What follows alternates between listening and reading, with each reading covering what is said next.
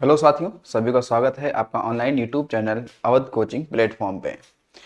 तो आज की वीडियो जो होगी ये यूपी टेट जो आपका जूनियर का होता है, यानी कि 6 to 8 में जो आपके सामाजिक अध्ययन के क्वेश्चन आते हैं, 60 क्वेश्चन आते हैं, जो कि 5वां पार्ट्स होता है। तो वो एक इम्पॉर्टेंट रोल आपका निभाता है आपके परीक्षा में। तो इस वीडियो में हम लोग क्या करेंगे, जो अभी तक के यूपी टेट में जितने भी सवाल आपसे पूछे गए हैं 6 to 8 सोशल कह सकते हैं अध्ययन का, और ये हमारा जो वीडियो होगा ये 2022 का जितना भी पीवाईक्यू पूछा गया है वो है। ऐसे ही 2022, 2020 और 2000 कह सकते 18-17 करके आपके जितने भी हुए हैं वो सारे आपको यहाँ इसी प्लेटफॉर्म में आपको मिलेगा। क्योंकि आपको पता है कि उत्तर प्रदेश सरकार द्वारा आपने देखा कि जो यूपी टेट यानी कि लगभग 5 सालों के बाद आपने देखा कि यूपी टेट की परीक्षा जो है होने जा रही है, उसके लिए जो फॉर्म आपके शुरू हो गए हैं वो 27 मार्च से स्टार्ट है ना। 27 मार्च से क्या है, स्टार्ट है। तो सभी लोग अपना फॉर्म केयरफुली आप भर देंगे, है नहीं। और ये 26 अप्रैल तक चलेंगे फॉर्म। लगभग आपको पूरा पूरा 1 महीने का समय मिलेगा, बहुत ही अच्छे से आप फॉर्म भरिएगा। और जो परीक्षाएं हैं उसके लिए बताया गया कि जो परीक्षा भी 2 से 4 जुलाई को परीक्षा क्या होगी, संपन्न होगी, है नहीं, ये बताया गया है। बाकी वैसे 1 मई को आप अपने फॉर्म में करेक्शन कर सकते हैं, लेकिन आपको अच्छे तरीके से फॉर्म भरना है। तो आपके पास देखा जाए तो ठीक समय है, पर्याप्त समय है, आप अच्छे से तैयारी कर सकते हैं। ठीक है, तो चलिए देखते हैं कि आज इस वीडियो में हमारा क्या होने वाला है। 60 क्वेश्चन होंगे, तो बेहतर तरीके से देखिएगा, समझिएगा। चलिए देखिए आज का हमारा पहला क्वेश्चन देखिए क्या है भाई। पहला क्वेश्चन है कि दीन ए इलाही की स्थापना किसने की थी? अकबर, हुमायूं, शेरशाह सूरी या मोहम्मद गजनवी। तो इसमें जो आपका राइट आंसर है वो आंसर हो जाएगा आपका ऑप्शन नंबर 1। ठीक है, अकबर। देखो जो दीन ए इलाही है, दीन ए इलाही की स्थापना किसने किया? अकबर ने। ठीक है, कहां पर? तो फतेहपुर सीकरी। ये कहां पे हुआ था स्थापना? तो फतेहपुर सीकरी में हुआ था। फतेहपुर सीकरी, आगरा। आगरा। और इसकी स्थापना हुई कब थी? तो 1500 ये होता 82 में। इसकी स्थापना हुआ कब था? तो कहेंगे 1582 में इसकी स्थापना की गई थी। ठीक है, 1582 ईस्वी में। फिर आपसे सवाल ये भी पूछा जा सकता है, 1582 में इसकी स्थापना, ये भी सवाल पूछा जाता है कि ये दीन ए इलाही है क्या? दीन ए इलाही है क्या? तो आप कहेंगे कि दीन ए इलाही अकबर एक कह सकते हैं एक नया धर्म था या नई एक विचारधारा थी, या हम ये कह सकते हैं कि जो अकबर है ये क्या सभी धर्मों को एक साथ लाना चाहता था, और जितने भी कह सकते हैं आध्यात्मिक या फिर धार्मिक जो विचार थे उनको उसको सुनना और उस पर विचार करना, अमल करना। तो अपने समय का ये एक नया धर्म इन्होंने क्या किया था, शुरू किया था। तो दीन ए इलाही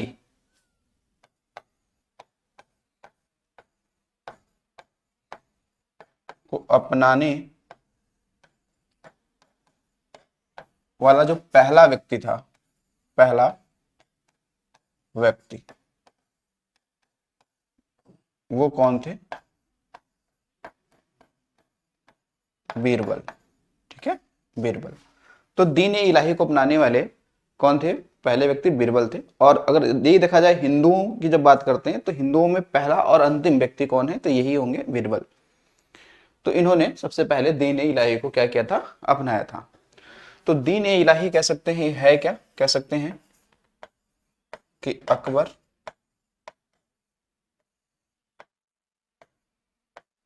ने एक नए धर्म या विचारधारा को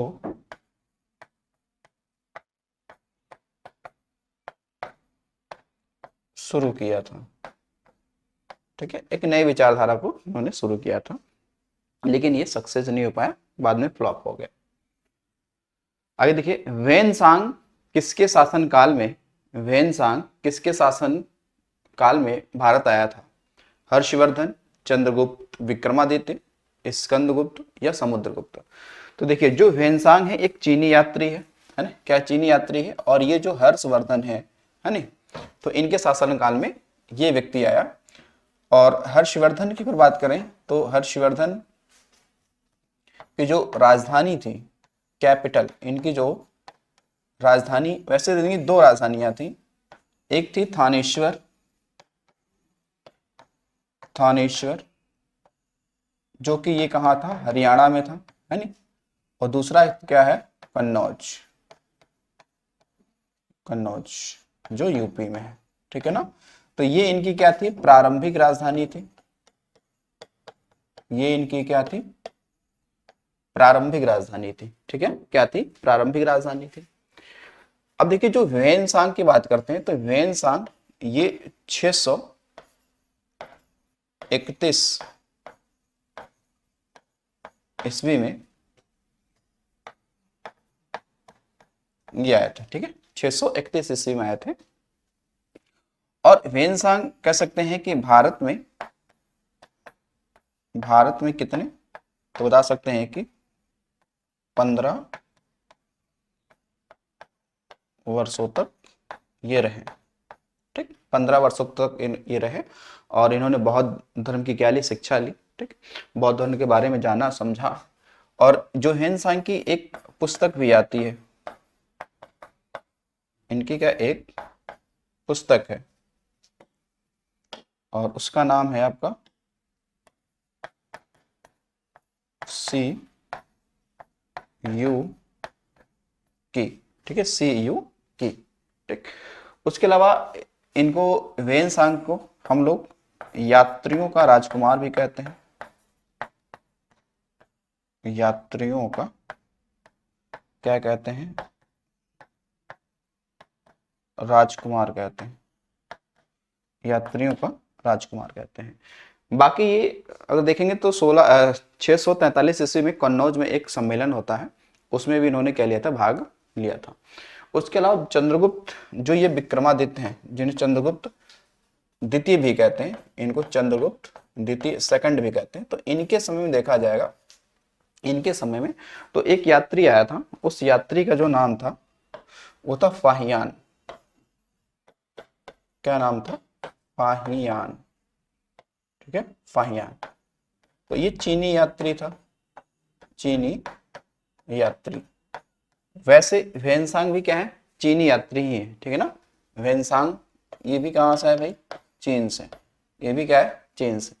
वैसे आप देखोगे तो चीन से आने वाले जो यात्री हैं भारत में, जिन्होंने क्या किया कि भारत आए और यहाँ पे बौद्ध धर्म के बारे में जाना समझा, शिक्षा ग्रहण की, है नी, तो उनमें से 2-3 नाम आते हैं, ठीक है। जैसे देखिए, अगर मैं क्रम लगाऊं चीनी यात्रियों के आने का, चीनी यात्रियों का आने का क्रम क्या है भारत में, तो आप ध्यान रखेंगे ऐसे, इस तरीके से, वासी हुई, फांसी हुई।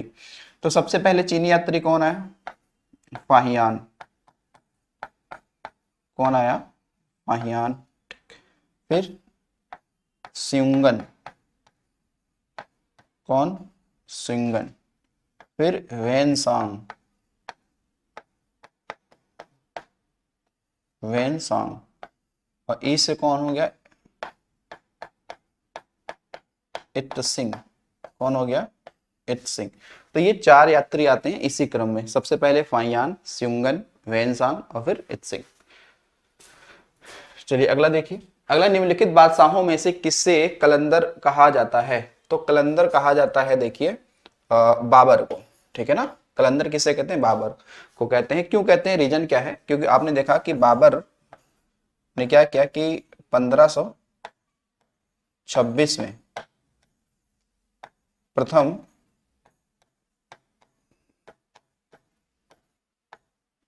1526 में प्रथम पानीपत युद्ध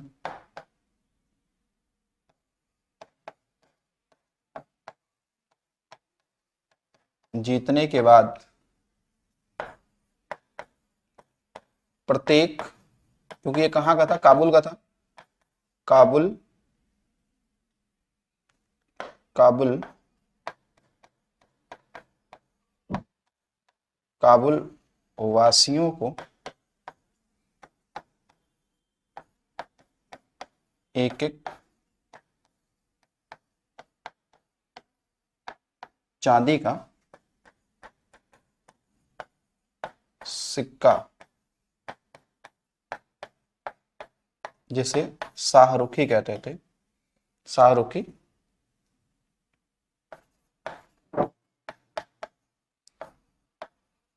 उपहार में दिया था ये, ठीक है, उपहार में दिया था। और कलंदर का मतलब उदारता के कारण, उदारता के कारण इसे कलंदर कहा गया, ठीक है। कलंदर का मतलब होता है एक संत, एक संत या पीर जो भौतिक सुख सुविधाओं से क्या हो, परे हो, उसे बोलते हैं कलंदर।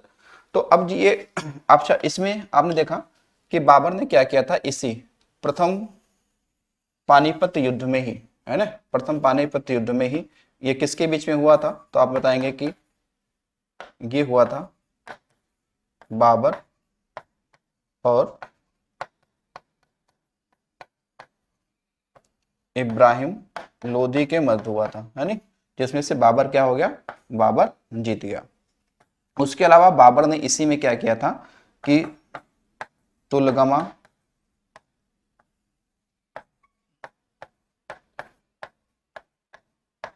व तोप खानों का क्या किया, इसमें प्रयोग किया था, ठीक है। तुगलमा नीति थी और तोप खानों का, या ऐसे कह दे हम लोग, इसमें तुगलमा नीति और तोपों का इसने क्या किया था, प्रयोग किया था इसी में, ठीक। वैसे आप देखेंगे जो बाबर है, बाबर जो है भारत पर 5 बार क्या किया था, आक्रमण किया था, 5 बार इसने क्या किया, आक्रमण किया, ठीक है। जो पहला इसका आक्रमण था वो 1519 में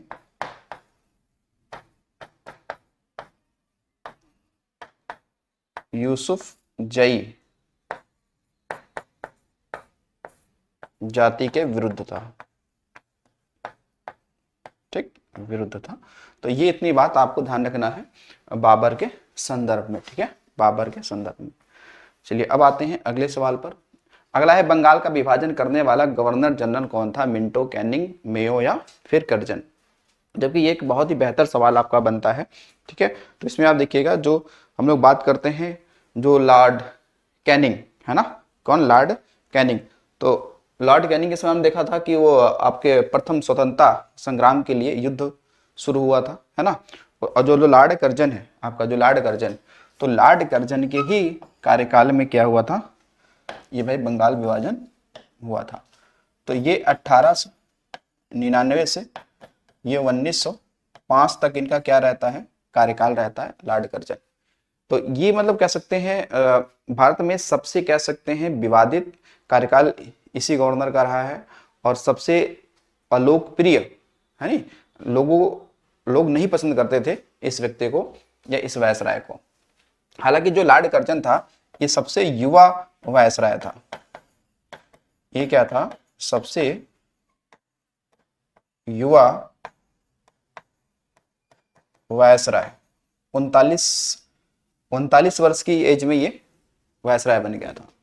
तो लॉर्ड कर्जन ने ही क्या किया था, लॉर्ड कर्जन ने ही क्या किया था, बंगाल विभाजन की घोषणा की थी, है नी। अब घोषणा की जब हम लोग बात करते हैं तो ये घोषणा कब हुआ, तो बताएंगे कि ये घोषणा आपका होता है कब, 20 जुलाई 1905 को क्या हुआ, घोषणा, ठीक है, घोषणा की गई, ठीक है, बंगाल विभाजन का। इसके अलावा 16 अक्टूबर 16 अक्टूबर 1905 को क्या हुआ, विभाजन लागू हो गया था, ठीक, लागू हो गया था। इसी के कारण, जब विभाजन लागू, इसी कारण क्या हुआ कि 7 अगस्त 1905 को क्या होता है, स्वदेशी आंदोलन शुरू किया गया। स्वदेशी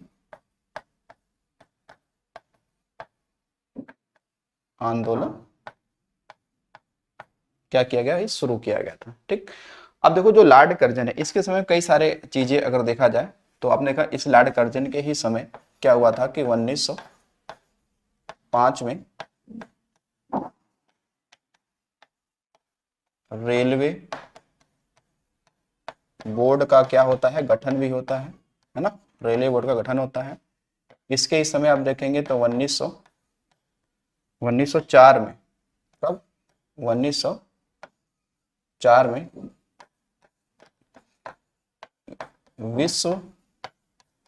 भारतीय विश्वविद्यालय अधिनियम आता है ना, अधिनियम। इसी के समय क्या आता है, अधिनियम भी आता है। इसी के समय अगर हम देखें तो कब, 1902 में पुलिस आयोग भी बनता है, पुलिस आयोग भी बना। इसी के कार्यकाल में यानी 1900 में अकाल आयोग का भी गठन हुआ था। तो कई सारी बातें इससे हैं, ठीक है। अब लॉर्ड जो कैनिंग है, लॉर्ड कैनिंग के बारे में ध्यान रखेंगे हम लोग कि जो लॉर्ड कैनिंग है, जो इसका कार्यकाल रहा है वो 1800 आप देखेंगे 56 से लेकर 1862 तक, ठीक है।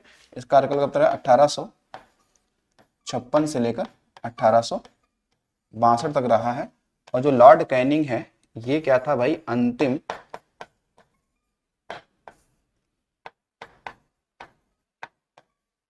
गवर्नर जनरल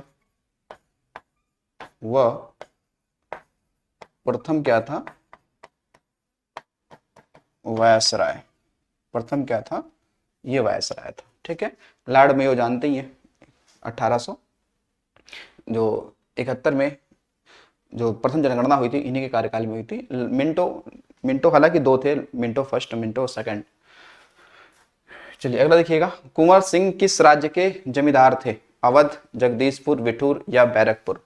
तो देखो कुंवर सिंह की बात करते हैं तो कुंवर सिंह ये जगदीशपुर के क्या थे, ये जमींदार थे। और ये बात करते हैं भाई कहाँ पे, तो ये बिहार की बात चलती है, ठीक है, ये बिहार। इन्हें 1857 की क्रांति में जगदीशपुर से नेतृत्व किसने किया था, तो इन्होंने ही किया था, ठीक है, इन्होंने ही किया था।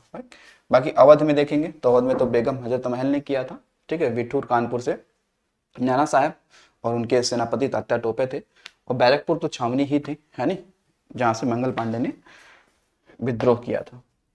तापक्रम विलोमता का अर्थ क्या है, तापक्रम विलोमता का क्या अर्थ है, ऑप्शन पढ़िए, बढ़ती ऊंचाई के साथ स्थिर तापक्रम, बढ़ती ऊंचाई के साथ बढ़ता तापक्रम, बढ़ती ऊंचाई के साथ अस्थिर तापक्रम, बढ़ती ऊंचाई के साथ घटता तापक्रम। देखिए एक सामान्य बात है कि हम अगर क्या करते हैं कि अगर जो पृथ्वी की सतह से ऊपर जाते हैं तो हमेशा क्या आपने देखा क्या होता है, तापमान घटता है ना, कि आप जब पृथ्वी की सतह से ऊपर जाएंगे तो तापमान जैसे जैसे बढ़ते जाएंगे वैसे वैसे तापमान इन टेम्परेचर घटता जाता है ना, घटता जाता है। लेकिन कभी ऐसी स्थिति परिस्थिति घट जाए कि हम जैसे जैसे ऊंचाई बढ़ते जाए वैसे वैसे टेम्परेचर बढ़ता जाए तो उसे क्या बोलेंगे, तापक्रम विलोमता कहेंगे, ठीक है। तो इसमें क्या होगा कि बढ़ती, ध्यान रखिएगा, बढ़ती ऊंचाई के साथ बढ़ता तापक्रम, जबकि सामान्यता क्या होता है, ऊंचाई के साथ तापमान कम होता है। विलोमता का मतलब होता है उल्टा यानी अपोजिट। आगे देखिए, निम्नलिखित जलाशयों में से कौन रिहंद परियोजना से संबंधित है, रिहंद परियोजना संबंधित है, जवाहर सागर, गोविंद सागर या गांधी सागर। देखिए ये है गोविंद सागर, ठीक है, गोविंद बल्लभ पंत सागर, ठीक है। अब देखिए ये कहाँ पे है, हालांकि ये क्या है, ये एक आप बताएंगे कृत्रिम झील है, क्या है, कृत्रिम झील है जो रिहंद बांध के पीछे है। और ये बताएंगे कि ये यूपी के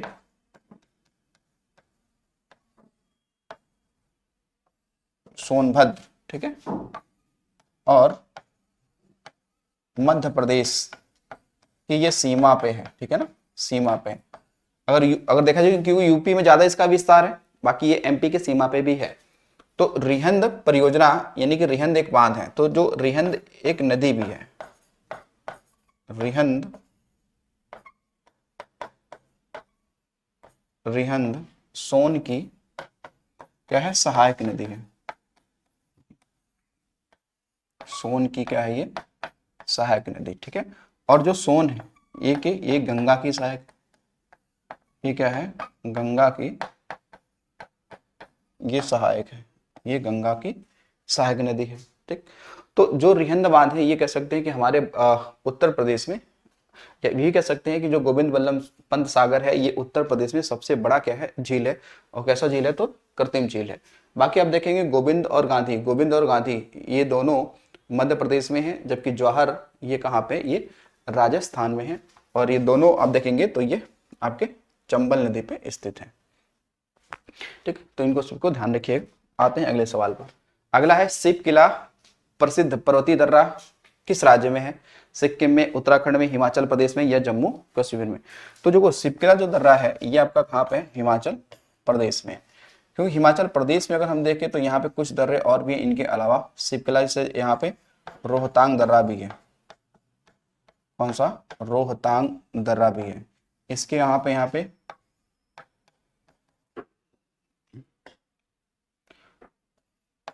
12 लाचला दर्रा भी यहीं पे है, ठीक है। यहाँ पे उत्तराखंड में आप देखेंगे दर्रा, यहाँ पे एक है माना, नीति, लिपुलेख, ये कुछ प्रसिद्ध दर्रे हैं। इसके अलावा यहाँ पे सिक्किम में देखेंगे, यहाँ पे नाथुला,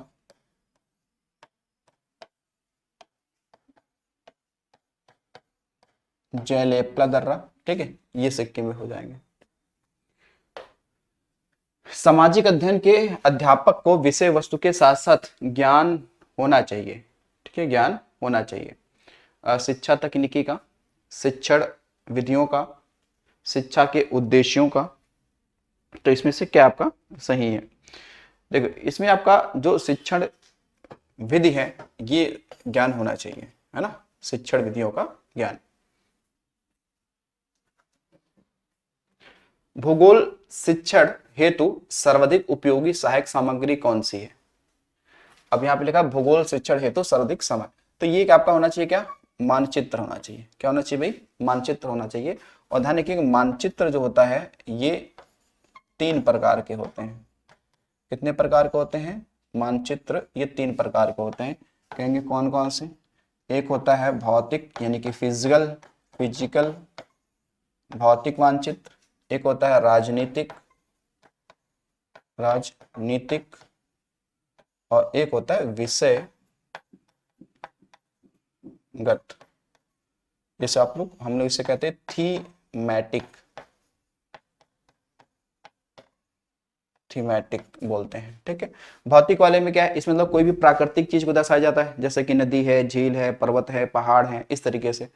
राजनीतिक वाले में क्या होता है कि देश या राज्यों की जो सीमाओं को दर्शाया जाता है, दिखाया जाता है। विषयगत वाले में, थीमेटिक वाले में क्या होते हैं, इसमें आप देखेंगे इस वाले में कुछ स्पेशल विषयों के बारे में जानकारी दी जाती है। जैसे वहां पे उसका चित्र बना दिया। जैसे मान लो कि अगर रेलवे ट्रैक दिखाना है तो वहां पे रेलवे ट्रैक हमने बना दिया, वो विषयगत में आ गया। जैसे को कहीं जनसंख्या वितरण को दिखाना है या जनसंख्या को दिखाना है, वहां पे ये बना दिया हमने। कहीं वर्षा का दिखाना है, जलवायु वितरण दिखाना है, तो हम लोग विषयगत वाले का यूज करते हैं।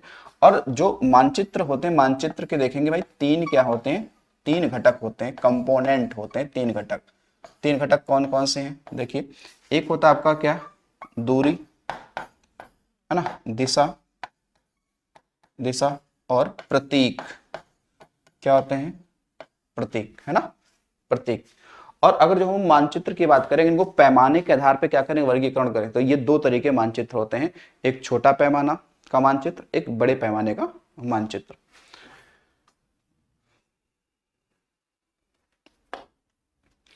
अष्टाध्यायी के लेखक कौन है? सुखदेव, पाणिनि, वाल्मीकि, वेदव्यास। तो यहाँ पे देखेंगे, यहाँ पे सही आंसर क्या हो जाएगा?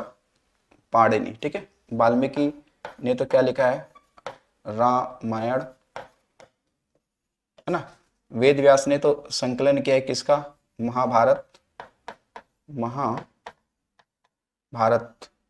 ठीक, बाकी कुछ मैं और नाम लिखता हूं, देखो जैसे अगर आज कभी भी विष्णु गुप्त की बात करते हैं, विष्णु गुप्त या फिर चाणक्य,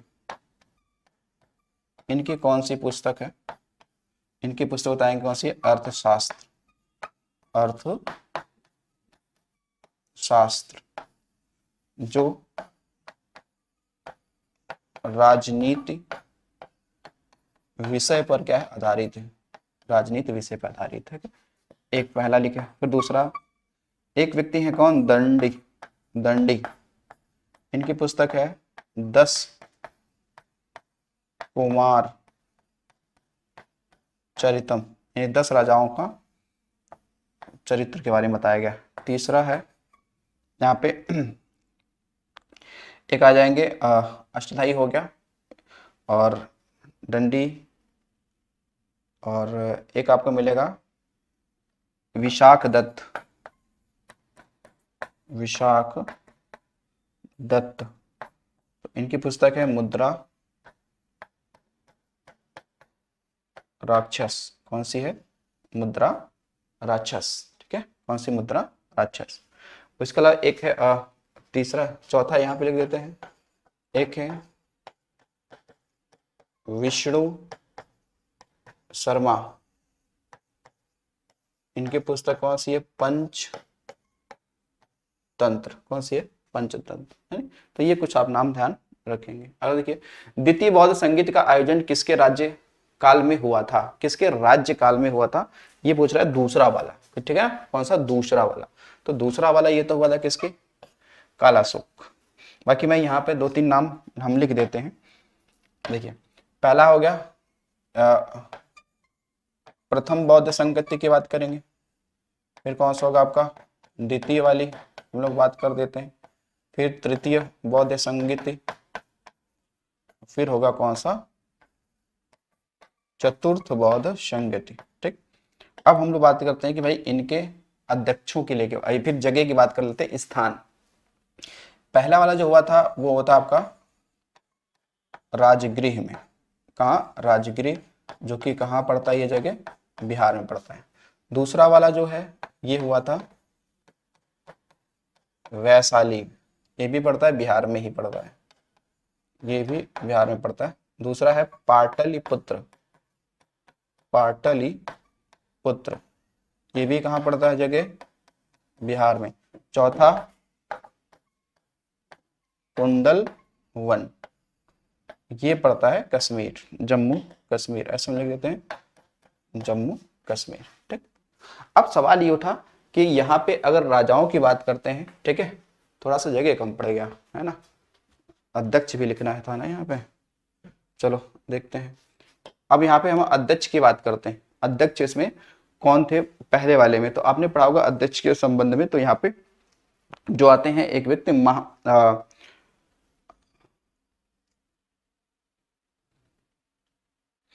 पहले वाले हम होते हैं आपके दूसरा में तो आप देखेंगे इसमें आ जाएंगे साबाकामी, मोगली पुत्तिष्य, और चौथे में आ जाएंगे आपके वसुमित्र। या फिर दूसरे में देखो, दूसरे पहले वाले में कौन है अध्यक्ष? महाकश्यप, महाकश्यप। दूसरे वाले में आप देखेंगे तो यहाँ पे साबाकामी, ये अध्यक्ष हो जाएंगे, है ना, साबाकामी। तीसरे वाले में मोगली पुत्तिष्य। चौथे वाले में वसुमित्र,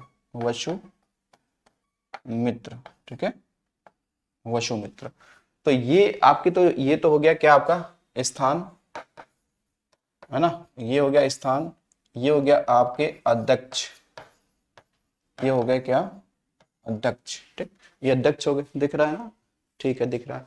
बाकी अगर हम बात करते हैं राजाओं, उस समय शासक कौन थे, तो देखो पहले वाले में यहाँ पे शासक अजात शत्रु थे, अजात शत्रु। दूसरे वाले में राजा कौन थे, काला शोक। तीसरे वाले में अशोक, अशोक। और चौथे वाले में कनिष्क। कौन थे, राजा कनिष्क। ठीक है, तो इसी वाले में चतुर्थ वाले में क्या हुआ कि बौद्ध धर्म, है ना, क्या हुआ, दो भागों में ये बटा था, है ना। एक महायान, महायान और दूसरा हीनयान, हीन, है नहीं। तो 4 बौद्ध संगतियां हुई थी बौद्ध धर्म में, ठीक है ना। जैन धर्म में 2 हुई थी। आगे जाओ, अगला है अकबर ने इबादत खाना का निर्माण करवाया था, है नहीं। दिल्ली में, फतेहपुर सीकरी में, सिकंदरा में या आगरा में।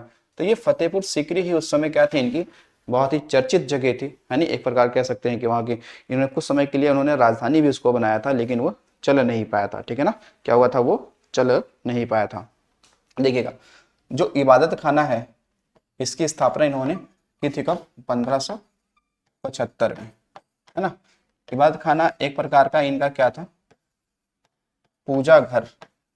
एक प्रकार का इनका क्या था, ये पूजा घर था एक प्रकार का, ठीक है। और इसमें क्या हुआ था, 1578 में सभी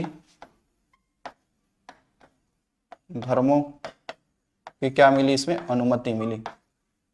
नहीं तो पहले कुछ ही धर्म के लोग इसमें आते थे, जैसे हिंदू, मुस्लिम, यानी बौद्ध और आपके पारसी, यही कुछ आते थे और आके वहाँ पे धार्मिक और कह सकते हैं कि आध्यात्मिक बातों पे चर्चा करते थे। ठीक, तो ये हो गया आपका क्या, इबादत खाना, कहाँ, फतेहपुर सीकरी में अकबर ने बनाया था। आर्य समाज की स्थापना हुई थी, आर्य समाज की स्थापना हुई थी। तो देखो आर्य समाज की स्थापना हुई थी कब भैया, 1875 में। और कहां पर, जगह क्या होगा, जगह होगा मुंबई में, ठीक है ना, मुंबई में। किसके द्वारा, तो कहेंगे दयानंद सरस्वती द्वारा ये स्थापना हुआ, है नहीं। तो इन्होंने ही वेदों की ओर लौटो का नारा दिया था, है नहीं, इसी वाले में।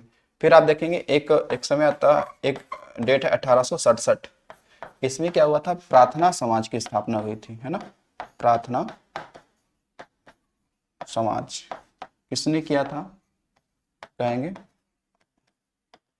आत्मारंग पांडुरंग। और इसका भी जगह क्या था, स्थापना की जगह क्या था, मुंबई ही था। क्या था, मुंबई, है ना, मुंबई। बाद में एमजी रानडे आ गए, है नहीं, बाद में एमजी रानडे आ गए, तो इसके प्रमुख ये क्या बन गए, व्यक्ति बन गए, है नहीं। तो दोनों बातें आपको ध्यान रखना है। अगला देखिएगा, निम्न में से कौन काकोरी कांड से संबंधित नहीं है, कह रहे नहीं है। तो भाई ये तो नहीं है, सूर्यसेन तो नहीं है ना, सूर्यसेन नहीं है। काकोरी जो कांड हुआ था ये कह सकते हैं कि 9 अगस्त 1925 को हुआ था, है ना। कब हुआ था, 9 अगस्त 1925 को, कहाँ पर, लखनऊ में ये कांड हुआ था, है नहीं। और ये कांड ध्यान रखना कि HRA के सदस्यों के द्वारा हुआ था, और HRA के सदस्यों द्वारा ये काम किया गया था। HRA कह सकते हैं कि 1924 में कानपुर में इसका क्या हुआ था, गठन हुआ था, ये स्थापना हुआ था। इस कई लोग थे, जैसे चंद्रशेखर आजाद थे, राम प्रसाद बिस्मिल थे, ये इन लोगों ने मिलकर इसकी क्या की थी, स्थापना की थी, ठीक है, स्थापना की थी। और इसमें काकोरी कांड में आपने देखा कि इसमें क्या हुआ था, 4 लोगों को क्या मिला, फांसी की सजा दी गई थी। बाद में इनको 4 लोग फांसी दी गई थी, 4 लोगों को। उनमें से एक नाम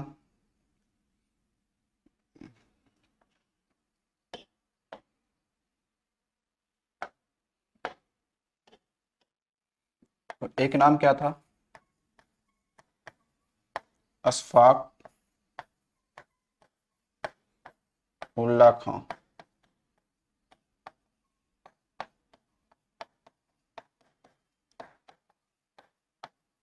फैजाबाद जेल में। ठीक।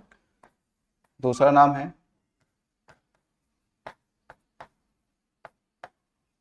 राजेंद्र लाहिड़ी,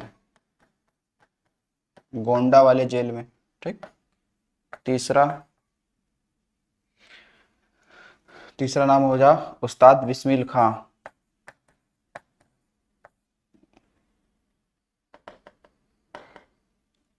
और राम प्रसाद बिस्मिल।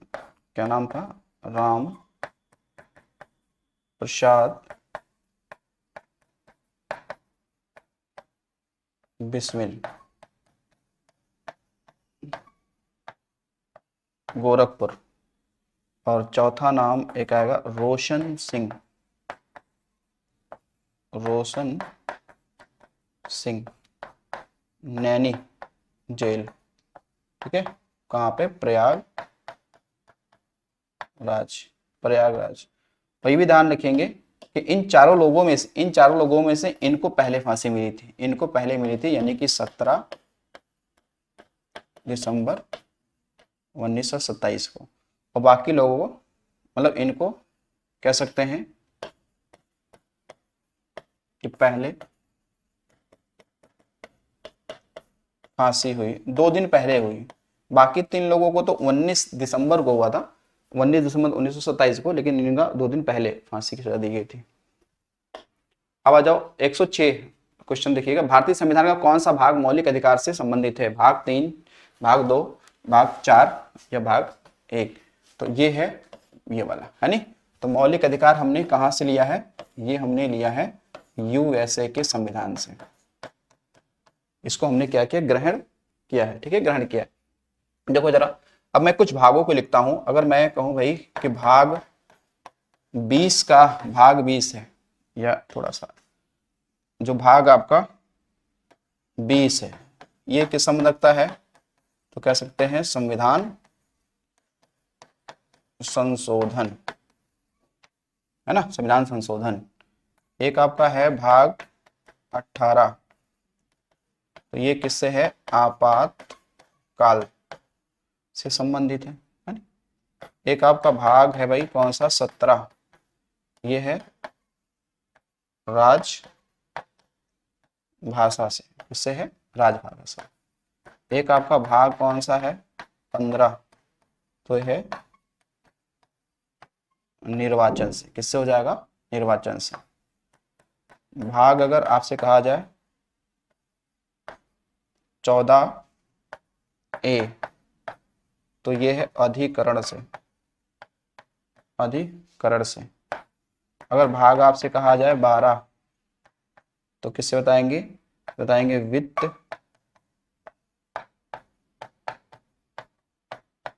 संपत्ति और संविदा से। ठीक है, ये है। ठीक है, तो और भी सारे भाग हैं भाई, है नहीं? भाग 1 में क्या है? भारत राज्यों का संघ है। भाग 2 में क्या है? नागरिकता है। भाग 3 में क्या है? मौलिक अधिकार है। भाग 4 में क्या है? राज्य के नीति और सत्ता तत्व है। भाग 4A में क्या है? तो बताएंगे उसमें आपके मौलिक कर्तव्य हैं, है ना? 4A में क्या है? 4A में क्या है? मौलिक कर्तव्य, जो कि हमने कहां से लिया है? तो ये हमने लिया है आपके रूस से लिया है। आगे आ जाओ। पंचायती राज को सुदृढ़ करने के लिए निम्नलिखित में से कौन सा भारतीय संशोधन किया गया था? तो ये किया गया था 73वां संविधान संशोधन 1992, है ना? संशोधन ये हुआ था, है ना, इसमें हुआ था। तो आपने देखा इसमें हमने कई सारे भागों को और कई सारे अनुच्छेदों को जोड़ा था। इसी के तहत हमने क्या किया था? भाग 9 जोड़ा। ठीक है, इसी के तहत 11वीं अनुसूची जुड़ी थी, है ना? इसी के तहत हमने क्या किया कि 243 से 243 अनुच्छेद जुड़े, है ना? इसी के तहत अंतर्राष्ट्रीय न्यायालय का मुख्यालय स्थित है। अंतर्राष्ट्रीय न्यायालय तो ये है द हेग में, और ये जगह कहाँ पड़ता है, एक देश है नीदरलैंड, यहाँ पर है, ठीक है, यहाँ पे है। और इसकी जो स्थापना है ना, स्थापना स्थापना ये स्थापना 1945 के हुआ था, ठीक है।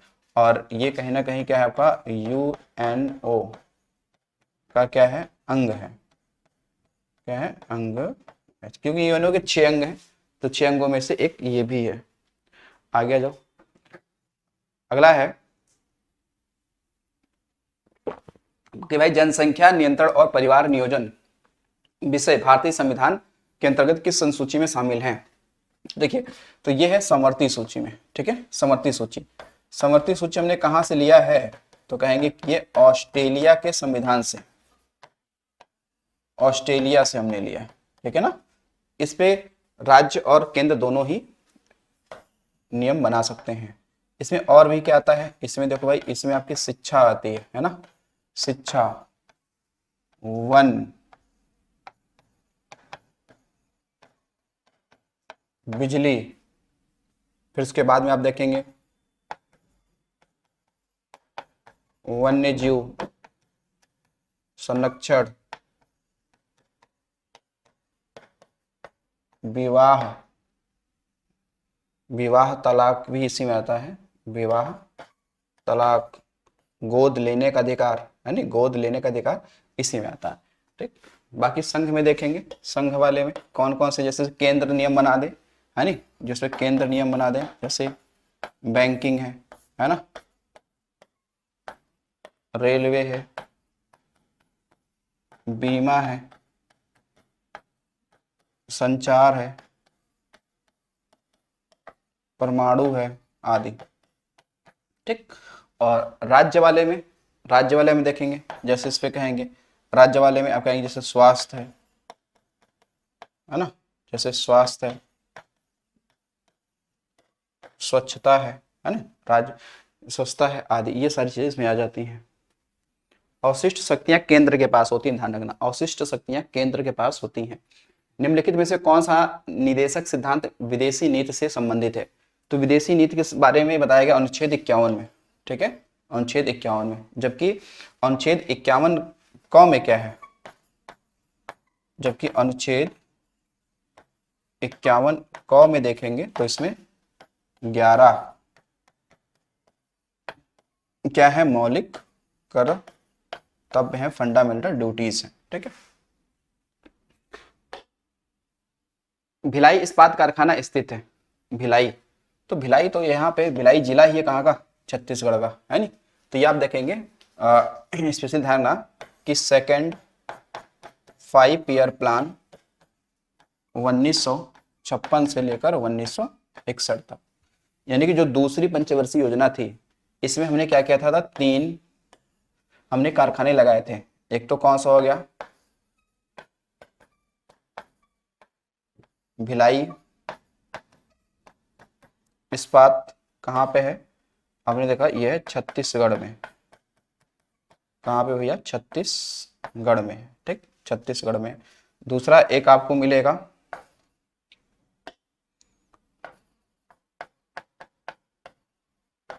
दुर्गापुर इस्पात, जो कि ये कहाँ पे है, पश्चिम बंगाल। और फिर तीसरा कौन सा है, राउर केला इस्पात केंद्र, जो कि कहाँ पे है, ओडिशा। तो बस इसमें एक पॉइंट ये ध्यान रखना कि ये जो है ये ब्रिटेन के सहयोग से बना था, ब्रिटेन के सहयोग से। और एक और है बोकारो, है ना, बोकारो इस्पात, ये कहाँ पे है, झारखंड में है। और ये तीसरे यानी कि थर्ड 5 ईयर प्लान में आया था, 1961 से चला था 1966 तक, ठीक है। अगला आ जाओ, निम्नलिखित में सेलों में से कौन सा औषधि सेल का उदाहरण है? औषधि सेल, तो औषधि जो है इसमें से सेल, संगमरमर, ग्रेनाइट, स्लेट, तो ये सेल है भाई, सेल है नहीं। जो संगमरमर है ये आपका है रूपांतरित या कायांतरित। ग्रेनाइट और एक चीज और आता है, ग्रेनाइट और बेसाल्ट, बेसाल्ट, ठीक, ये दोनों क्या है? आग्नेय चट्टाने हैं। कैसे हैं? आग्नेय, ठीक। स्लेट भी क्या है आपका? रूपांतरित वाले में आता है, ठीक है। क्योंकि आपकी चट्टाने 3 प्रकार की होती हैं, आपने देखा होगा, कौन कौन से? आग्नेय, औषधि और रूपांतरित, ठीक। तो जितने भी आपके कोयला या कह सकते हैं डीजल, पेट्रोलियम या फिर अन्य चीजें जो जीवाश्म ईंधन होते हैं वो अवसादी चट्टानों में पाए जाते हैं। अवसादी चट्टानें परतदार चट्टानें होती हैं। लिखा कि पुच्छल तारे की पूंछ दिशा सदैव होती है, तो ये हमेशा क्या है? सूर्य से दूर, हमेशा क्या होगी? सूर्य से दूर, है नहीं। जैसे मान लो कि ये क्या आपका सूर्य है, ये क्या है? सूर्य है ना, ये सूर्य है, ठीक। तो अगर जो मान लो किसी तरह धूमकेतु है, कोई पुच्छल तारा है, अगर ये इसकी तरफ आएगा, इधर इस तरफ, तो इसकी जो पूंछ होती है, इसकी जो ये पूंछ है ना, इसकी जो पूंछ है वो हमेशा सूर्य से क्या होगी? विपरीत होगी, है ना। क्या होगी? ये सूर्य के विपरीत होती है।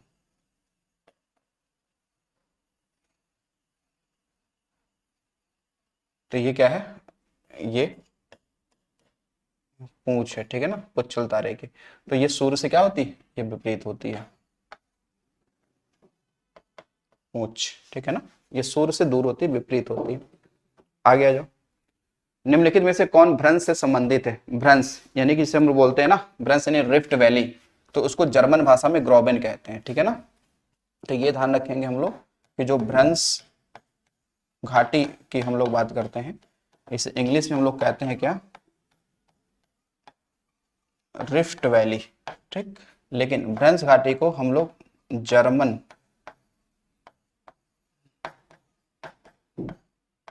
भाषा में इसको ग्रोबेन भी कहते हैं, ग्रोबेन, ग्रोबेन, ठीक है।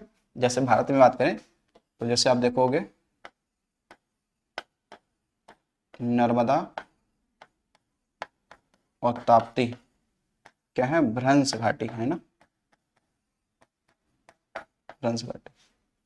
तो भारत में भ्रंश घाटी का भ्रंश घाटी का उदाहरण कौन सा है? नर्मदा और ताप्ती, ठीक है। तो इसी घाटी में ये दो नदियां बहती हैं।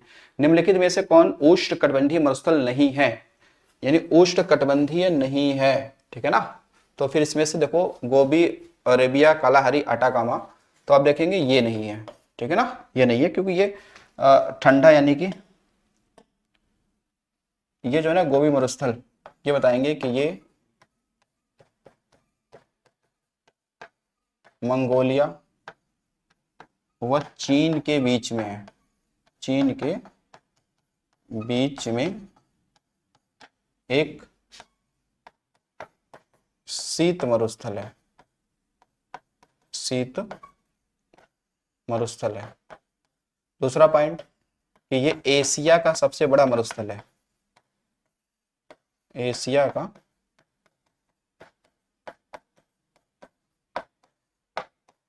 सबसे बड़ा, ये क्या है? मरुस्थल, एशिया का सबसे बड़ा मरुस्थल है, और ये ठंडा है। ठंडा मरुस्थल मतलब है कि जो कर्क रेखा और मकर रेखा के बाद के होते हैं, है नहीं। जैसे कर्क रेखा के ऊपर, मकर रेखा के दक्षिण में जो मरुस्थल होते हैं वो शीत वाले होते हैं, और जो इनके अंदर होते हैं वो उष्ण वाले होते हैं, ठीक। तो कालाहारी, तो ये तो 3 देशों में फैला है, नामीबिया, है ना, नामीबिया, दक्षिण अफ्रीका, और एक आपका देश और है जो उसके बीच में, है नहीं। अटाकामा, ये तो चिली में है ना। ये कहाँ पे है? ये चिली में है। दुनिया का सबसे शुष्कतम क्या है? ये मरुस्थल है। आगे आ जाओ, निम्नलिखित में से कौन सी शिक्षण सहायक सामग्री महाद्वीपों के आनुपातिक क्षेत्र और आकार को दर्शाने में सर्वाधिक उपयुक्त है ना? तो सर्वाधिक उपयुक्त है तो ये फिर ग्लोब, इससे बेहतर क्या ही होगा, है ना, ग्लोब। अब देखिएगा, भूगोल शिक्षण की उपयुक्त विधि क्या है? बच्चों को घुमाएंगे नहीं, दिखाएंगे नहीं, तब तक बेहतर उसको समझ नहीं आएगा या विकसित नहीं होगा। तो ये होगा भ्रमण। मानचित्र को समझने की सर्वव्यापी भाषा को समझा जा सकता है। सर्वव्यापी, देखो सर्वव्यापी मतलब हर जगह वो भाषा चल जाए, तो वो होता है कौन सा आपका, रूढ़ चिन्हों से। ठीक है, रूढ़ चिन्हों से।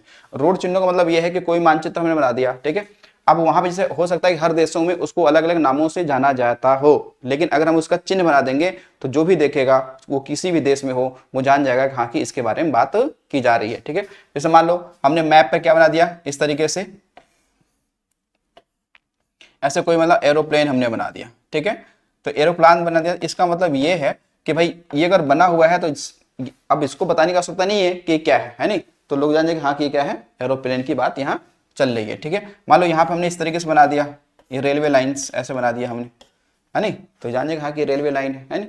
वहाँ पे हमने बाग बना दिया तो वो बाग लोगों को समझ में आएगा, है ना।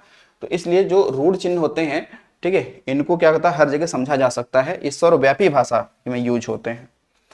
यू आकार की घाटी का निर्माण होता है पवन द्वारा, नदी द्वारा, सागरी तरंगों द्वारा, हिमनदी द्वारा।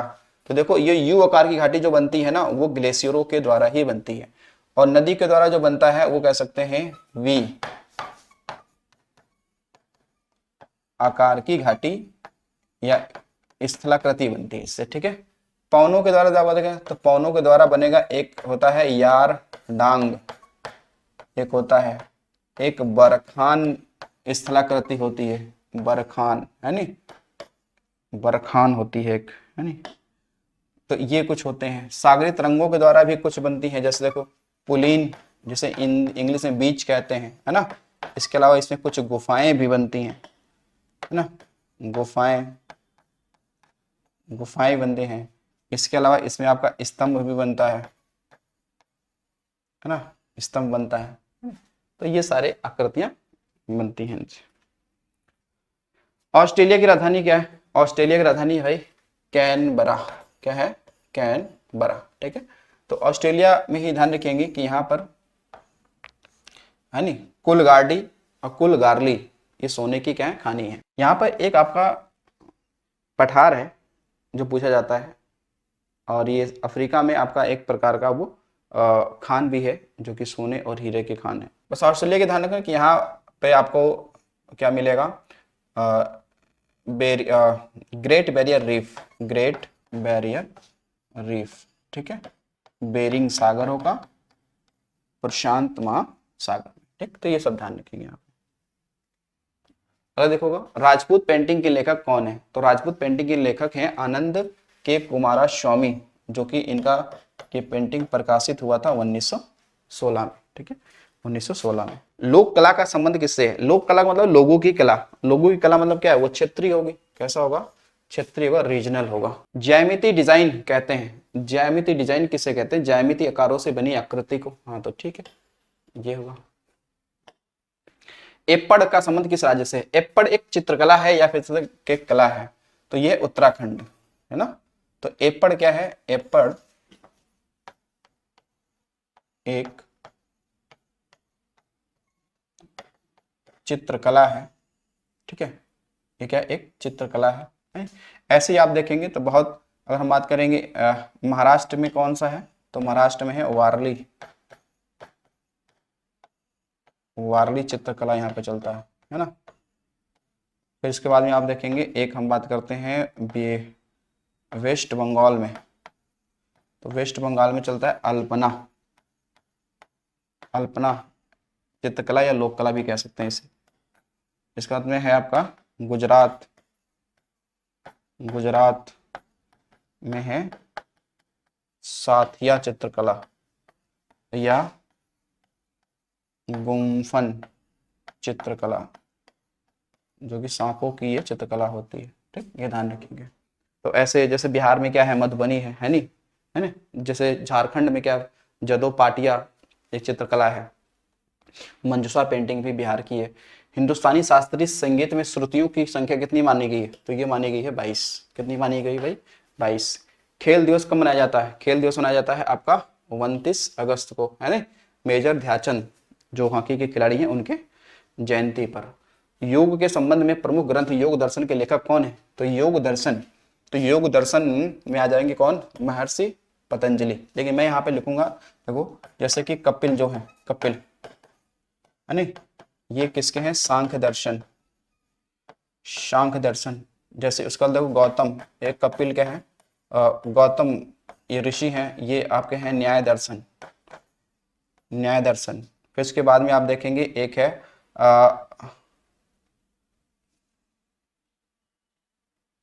उत्तर मीमांसा, उत्तर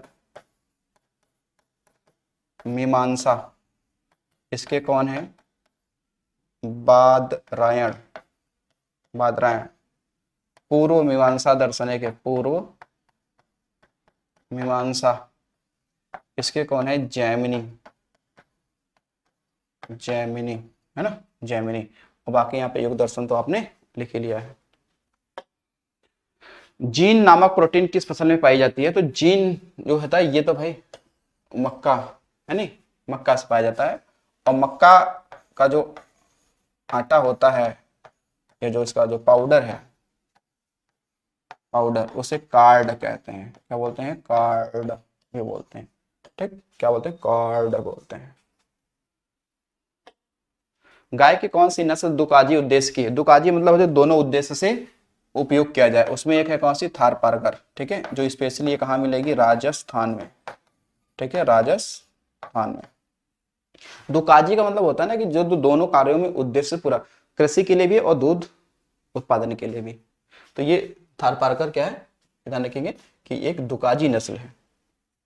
भारत को कुल कितने कृषि जलवायु क्षेत्रों में बांटा गया है, तो भारत को जो बांटा गया है वो बांटा गया है 15, और यूपी को 9 में, यूपी को 9। ठीक, यूपी को 9 कृषि जलवायु क्षेत्रों में बांटा गया है। केसर प्राप्त किया जाता है, तो केसर जो प्राप्त होता है ये होता है वर्तिकाग्र से, है नहीं, जिसे इंग्लिश में कहते हैं स्टिग्मा पार्ट। कौन सा होता है, स्टिग्मा वाला पार्ट से। जैसे आप देखेंगे जो आपकी लौंग होता है वो फूल की कलिका से प्राप्त होता है। मानव शरीर में कुल कितनी पसलियां होती हैं, तो मानव शरीर में कुल पसलियों की जो संख्या है वो है 24, अर्थात 12 जोड़ी, है ना। और कशेरुकाएं कितनी हैं, तो कहेंगे इनकी संख्या है 33, है ना। चेहरे पे हड्डियां कितनी हैं,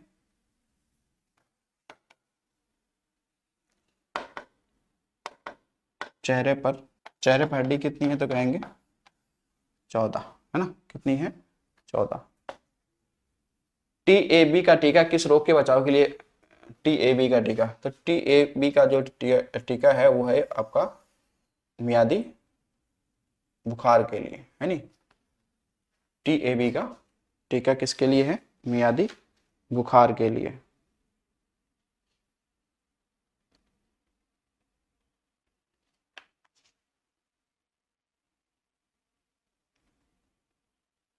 ठीक है, तो ये ध्यान रखेंगे। अब आगे आ जाओ, अगला सवाल। अगला, अंतर्राष्ट्रीय योग दिवस किस दिन मनाया जाता है, तो ये 21 जून को मनाया जाता है। जबकि ये पहली बार यानी कि फर्स्ट टाइम कब मनाया गया था, तो बताएंगे 2016 में। ठीक, 2016 में। किन किन वस्त्रों में गोद के कलफ का उपयोग होता है, तो ये है आपके रेशमी वस्त्र में। ठीक है, रेशमी वस्त्र में।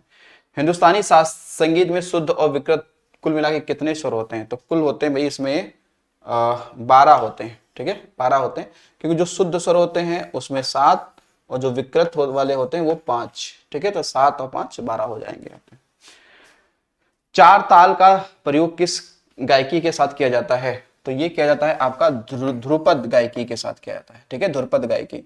और ये ध्रुपद गायकी आपने सुना होगा कि भाई कौन कौन करता था, तानसेन है ना, बैजू बाबरा ना, ये लोग करते थे। बाकी यहाँ पे जो तराना और ख्याल, तो ये तो अमीर खुसरो ने क्या किया था, विकसित किया था, विकसित किया था, है ना। तबला का आविष्कारक भी अमीर खुसरो माने जाते हैं। इनमें से कौन सा तबला वादक नहीं है, तो इसमें नहीं है। रामदरस शर्मा नहीं है, है नहीं। बाकी जाकिर हुसैन, अहमद जान थिरकवा, पंडित किशन महाराज, है ना, ये सभी लोग हैं। प्रथम राष्ट्रीय खेल कहाँ आयोजित हुआ था? तो प्रथम राष्ट्रीय खेल जो आयोजित हुआ था ये हुआ था भाई मुंबई में। और कब हुआ था? तो 1940 में हुआ था। कब हुआ था? 1940 में हुआ था। आज भारत को गीता नहीं बल्कि फुटबॉल के मैच की आवश्यकता है, यह विचार किसने दिया था? तो ये दिया था स्वामी विवेकानंद ने। सामुदायिक विकास केंद्र कब शुरू हुआ था? तो ये शुरू हुआ था 1952। हाँ, कह सकते हैं कि 2 अक्टूबर 1952 को भारत के 55 ब्लॉकों से ये शुरू हुआ था। भारत में उच्चतम न्यायालय में संविधान के बुनियादी ढांचों का सिद्धांत किसने दिया था? तो ये दिया था केशवानंद भारती बनाम मामले में। और ये कब? 1973 में। तो अभी तक की सबसे बड़ी संवैधानिक पीठ यही थी, केशवानंद भारती बनाम, है नहीं। सबसे बड़ी संवैधानिक पीठ क्या है? सबसे बड़ी, ये क्या है? संवैधानिक पीठ, क्योंकि इसमें कितने थे? 13 जजों की ये क्या थी? बैठक थी या पीठ थी। भारतीय संविधान के किस अनुच्छेद के अंतर्गत राज्यपाल एक विधेयक को राष्ट्रपति को स्वीकृति के लिए सुरक्षित रखने की शक्ति रखता है? सुरक्षित रखने की शक्ति रखता है, तो वो है आर्टिकल 200। कौन सा? आर्टिकल 200। भारत के उपराष्ट्रपति का निर्वाचक मंडल द्वारा किया जाता है, जिसके सदस्य होते हैं। अब उपराष्ट्रपति का बोला है, तो उपराष्ट्रपति में क्या होता है कि सभी सदस्य भाग लेते हैं, है नहीं, संसद के। तो संसद के दोनों सदन के सभी सदस्य। हाँ ठीक है, यही वाला ऑप्शन क्या है? सही है। कौन सा देश दक्षेस का सदस्य नहीं है? इसने बोला दक्षेस का क्या नहीं है? सदस्य आपका ये नहीं है।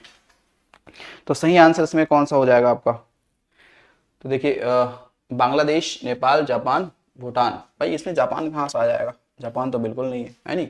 दक्षेस को कहते हैं सार्क। दक्षेस को क्या बोलते हैं? सार्क कहते हैं, है ना। जिसकी स्थापना कब हुई थी? 1985। मुख्यालय यानी हेड क्वार्टर कहाँ पे है? काठमांडू। काठमांडू। अगर देखिए, केंद्रिक बीज की संतति होती है, केंद्रीय बीज की संतति होती है वो प्रजनक बीज होती है, ठीक है ना। क्या होती है? प्रजनक ये बीज होती हैं, ठीक है ना। जो प्रमाणित बीज होते हैं, प्रमाणित बीज, तो इनकी थैलियों पर क्या होते हैं? नीले रंग के टैग लगे होते हैं। और जो आधारीय बीज होते हैं इन पे सफेद रंग के टैग लगा होता है इस पे। केंद्रीय औषधि एवं सुगंध पौधशाला संस्थान कहाँ पे है? तो ये है आपका लखनऊ में। कहाँ पे है भाई? लखनऊ में। मार्मलेड बनाने के लिए सर्वाधिक उपयुक्त फल क्या है? तो माल्टा है। माल्टा एक क्या है? माल्टा एक कह सकते हैं सिट्रिक, है नहीं, सिट्रिक वंशीय फल है। ये थोड़ा खट्टा होता है ना, थोड़ा खट्टा होता है। केंद्रीय खाद्य प्रौद्योगिकी अनुसंधान कहाँ पे है? तो ये तो कर्नाटक में है ना। कहाँ पे? कर्नाटक, मैसूर में है। कहाँ पे भाई? कर्नाटक, मैसूर में है ये, ठीक। और आज का अंतिम सवाल देखिए, जेली बनाने में किस परिरक्षक का प्रयोग होता है? ये जेली बनाने के लिए, तो जेली बनाने के लिए किसका होगा? तो शर्करा का होगा, है नहीं। किसका होगा? शर्करा का होता है। वैसे तो सोडियम बेंजोएट का प्रयोग करते हैं, लेकिन यहाँ पे जेली बनाने के लिए बात हुई है, तो यहाँ पे शर्करा का उपयोग किया जाएगा। तो ये हमारे टोटल के आज के क्या थे? 60 क्वेश्चन थे, जो आपके 2022 में जो यूपी टेट एग्जाम हुआ था उसमें सवाल पूछे गए थे। इससे आप अंदाजा लगा सकते हैं कि किस तरीके से हमें सवालों को पढ़ना है, किस तरीके से हमें अपना बेहतर करना है ना। तो प्रीवियस ईयर आपके लिए बहुत ही आधार एग्जाम का होता है, तो इसको जरूर आप लगाया करिए और उसको पूरा देखा करिए। तो चलिए मिलते हैं अगले वीडियो में ऐसे ही 60 क्वेश्चनों के साथ में। आज के लिए इतना ही। Thanks for watching.